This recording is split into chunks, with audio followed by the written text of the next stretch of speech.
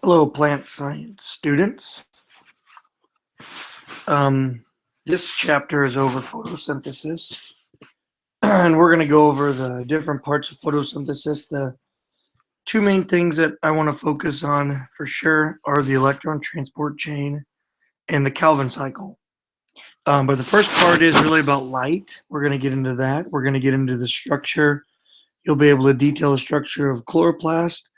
Also list some requirements of photosynthesis and then get into some of the general chemical reactions of photosynthesis. And then we're going to go through the electron transport chain and also the Calvin cycle at the end. So these are the objectives. So let's go ahead and get rolling here. Photosynthesis, what is it? Well, it's reaction of life. Without the conversion of the light energy, we would not be here. Living things on this earth would not be here. So we require and need this energy from the sunlight to use the sunlight and have plants harvest it because they're autotrophs. They make their own food, and we're heterotrophs, and we need that energy. We have to eat food in order for us to get energy. So photosynthesis simply is this. We have light energy here from the sun, goes down, hits the plant leaves. That's the purpose of them, is to make food. In turn, inside of the leaf, there's these little structures called chloroplasts, and these chloroplasts then also have a bunch of other little things inside of them, and called the thylakoids, and that is actually where the photosynthesis is going to be taking place inside of those chloroplasts. But essentially, plants are going to take in carbon dioxide, take that carbon dioxide, and then make a usable form of sugar right here. Also, with water coming into the plant, that plant is actually able to break apart that H2O molecule, that water molecule, and then release oxygen over here.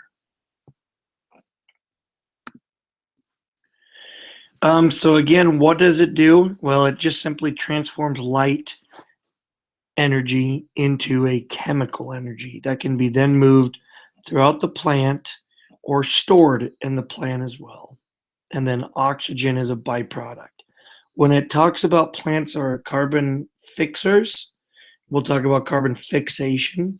That's simply taking carbon, elemental carbon, and fixing it or changing it into a solid form of energy or carbohydrate. Light. Okay, I said one of the objectives was talking about the nature of light. So when we look at light, when we look at the sunlight, it appears to be really a white or yellowish color. Well, that's really not the case at all. And if we look down here at our next picture, we can see that sunlight, if you'd put it through some sort of prism, okay, clear prism, you would actually be able to break that light up into all these different colors, from violet to red to green to blue to orange to yellow, all sorts of light. All sorts of different colors are in this sunlight. So why is that important? Well, it's important because plants can only absorb certain colors of light. And these lights actually come down as wavelengths. And then the lights actually are also particles. These particles of light are called photons. And photons are what is needed in photosynthesis to make the whole process happen. This just shows a wavelength of light and what the particle is going to be. It's a photon is a particle of light.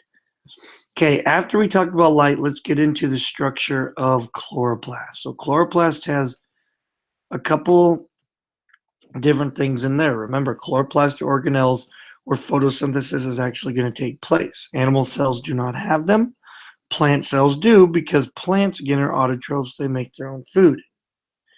Animals are heterotrophs, and they have to eat food in order to get their energy. Okay, we have the first part of the chloroplast is the stroma. You could think about this as kind of the cytoplasm of a cell. But this is going to be the colorless liquid surrounding the grana, and we'll look at see what the grana is in a second. Thylakoids then are also inside of the chloroplast. These are the structural unit of photosynthesis, where the whole side of light absorption is going to take place in the electron transport chain. And then we also go to the grana, which is just simply stacks of thylakoids.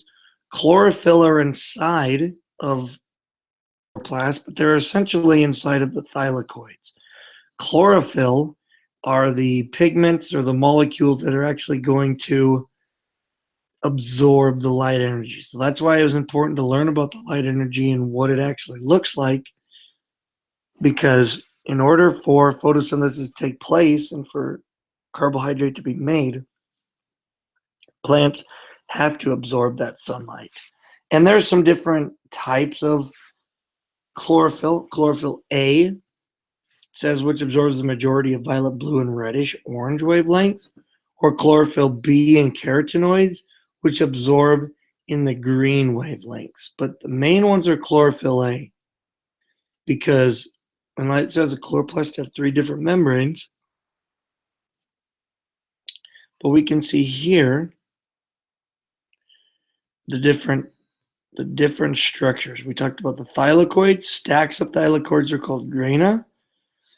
The lumen here, that is actually inside of the thylakoid. That's what it's called. But the stroma is just all of this on the outside here. This all is the stroma. And then the grana, like I said, are stacks of thylakoids. Okay, this is, again, talking about light absorption. You can see chlorophyll A and chlorophyll B. If we follow the charts here, chlorophyll A and B, it absorbs a ton of blue light, does not absorb much green light. It absorbs a ton of yellow to reddish light, and those are the lights that it absorbs the most, blue and red. It does not absorb the green light, and that is why when the sunlight shines down on plants, that's why plants are that green color. It's essentially the pigment of that green color reflecting back.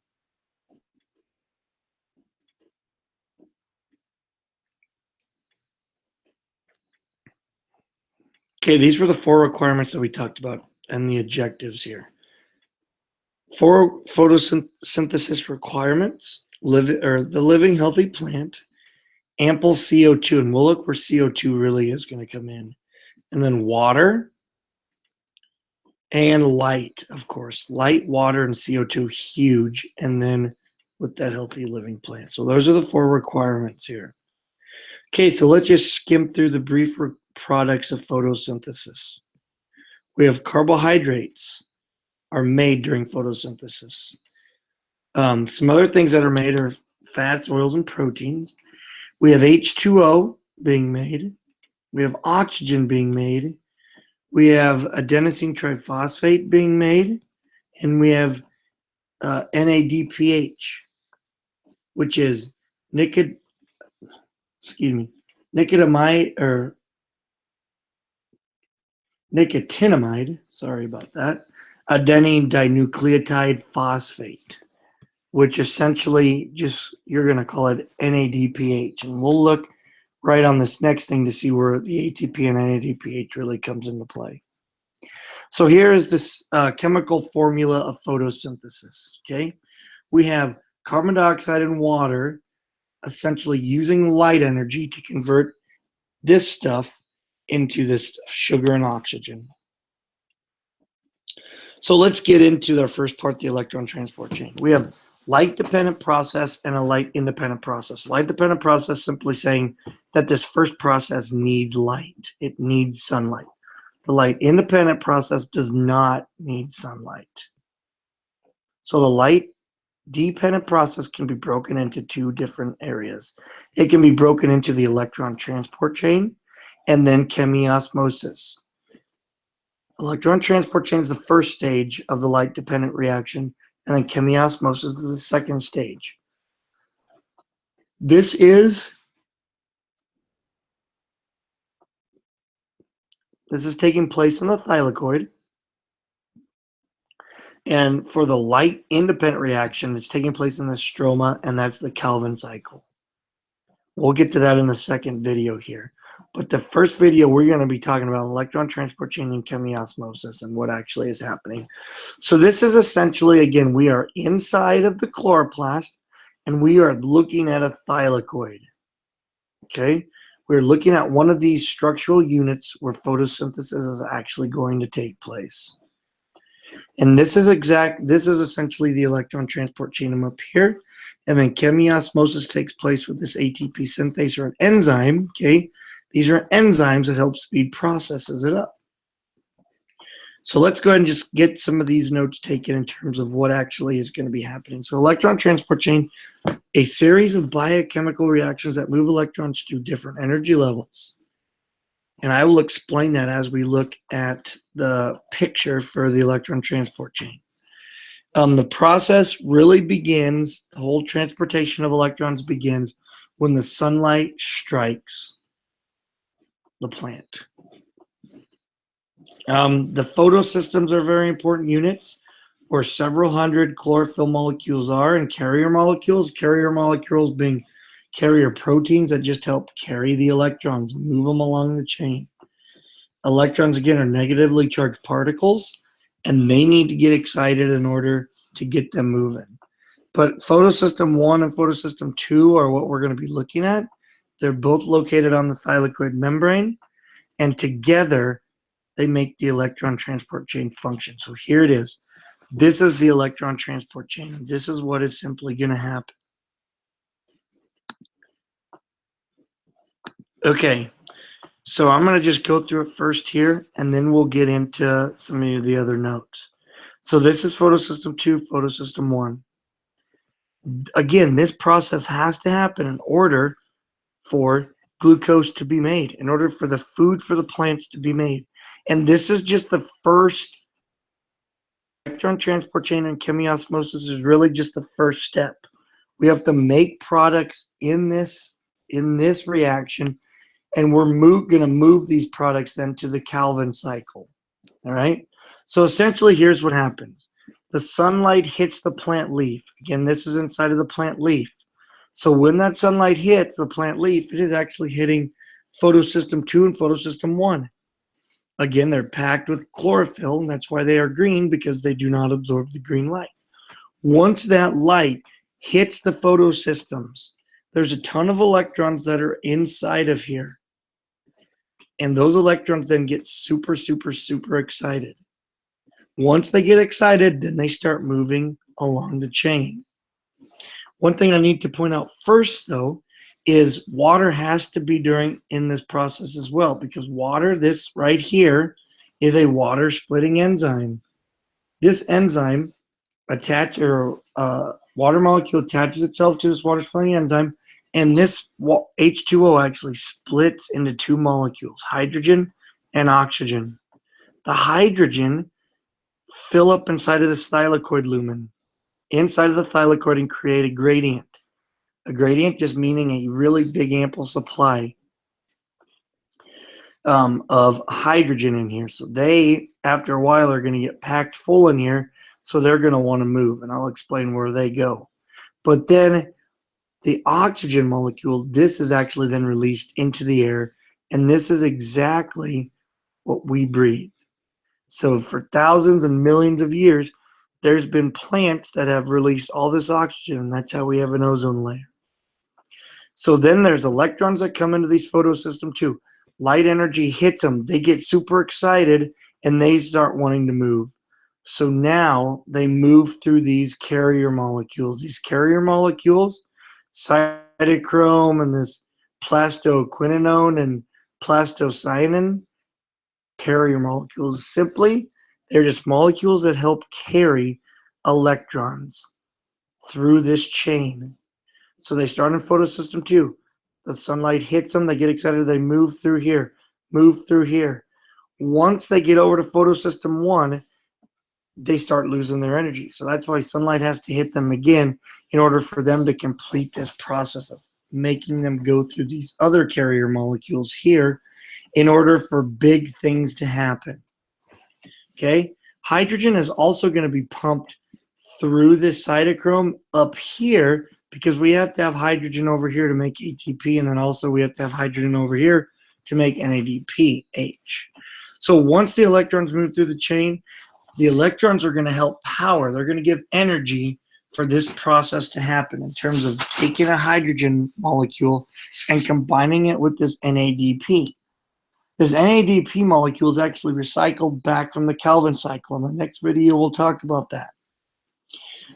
But what we're doing here, electrons essentially here, they go through this process to help take a hydrogen atom or a molecule, and they put it with this NADP to create NADPH. NADPH then is made, and this is going to be used in the Calvin cycle, the next process to actually make glucose. So hydrogen, so that's where the electrons go. Hydrogen atom or molecules build up in here, and the last thing they're going to do, this is the chemiosmosis, they're going to go through this ATP synthase, which is just another enzyme, and help power the hydrogen are going to push through this, and that process of pushing through is going to help take a phosphorus and add it to adenosine diphosphate, or two of them. So 2 plus 1 phosphate equal 3, which is where we get adenosine triphosphate. So we have NADPH and ATP. These molecules are made in the electron transport chain and chemiosmosis, and these NADPH and ATP are then going to go to the Calvin cycle, and that is in the stroma. So what is it actually called when this phosphorus group is hit or is combined with ADP? It's called photophosphorylation. It's a big term, but it's simply just saying we're making ATP. We're taking the phosphate group, we're putting it with ADP to create adenosine triphosphate. And I already explained this here as well, but you can still get these notes down. That we start at photosystem 2, the electrons do, and they go through the whole process, go to photosystem 1 in order to create. The biggest thing we are creating is an NADPH and ATP. Again, as light strikes photosystem 2, then the electrons move to the carrier molecules. Electrons then leave photosystem 1, and then they're replaced by the ones arriving from photosystem 2. And that light has to hit it again in order to excite those electrons and keep them moving there. So NADP carries a hydrogen ion, and with the addition of electrons from photosystem 1, NADPH is formed. This product is used in the Calvin cycle. So the bonds of NADPH and ATP hold energy for later use in the Calvin cycle. ATP, we said, is formed in that process of chemiosmosis, which is simply the diffusion of chemicals through a membrane that result in the formation of ATP, which is similar. Osmosis is when you diffuse, is just water diffusing through a membrane. So chemiosmosis is simply chemicals going through a membrane. And we've already talked about all of this as well. And again, the electron transport chain. And that is where we're going to leave us right here in terms of carbon fixation. So in our next video, we are going to talk about carbon fixation, that last part, which is the Calvin cycle.